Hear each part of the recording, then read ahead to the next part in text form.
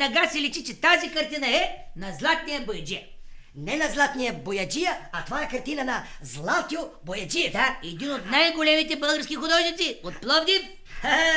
Виж какви хубави работи е рисувал. Златю Бояджиев. Брезовски овчари.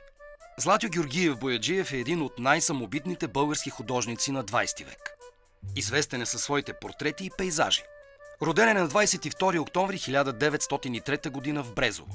Завършва живопис в Художествената академия в София. Творчеството на Златю Бояджиев обхваща два основни периода, разделяни от 1951 година, когато получава тежък инсулт, в резултат на който се парализира дясната му половина. Така, първата половина от творчеството си рисува с дясната, а след 1951 година с лявата ръка.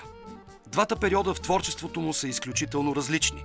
Една от най-известните му картини от първия му период е Брезовски овчари. Тя се намира в Националната художествена галерия. Тук в предния план Златю Бояджиев рисува овчари, които са седнали да починат и разговарят.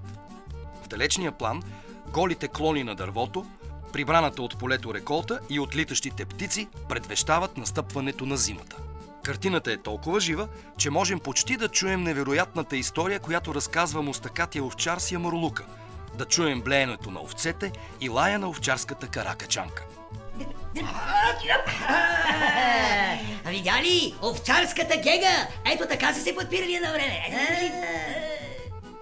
Интересен факт за тази картина е, че младият художник, когато я рисува, бил толкова беден, че нямал дори пари за платно за рисуване и затова я нарисувал върху съшитият плат от дюшека си.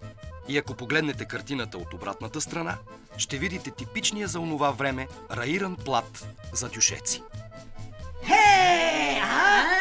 Гледайте, бе, каква красива картина, гледай какъв пейзаж, гледай каква дълбочина. И тук гледай едно ято птици. И това са Брезовските овчари, така се казва картината. Брезовските овчари от Златю Бояджиев. А къде можем да видим други негови картини? Брече да пак не знае. Естествено в Пловдив. Той е от Пловдив, майна. Да. Да, има цял музей. Плюс това в Националната художествена галерия и във всички градски галерии почти в България има. Айде да. Хайде бързо!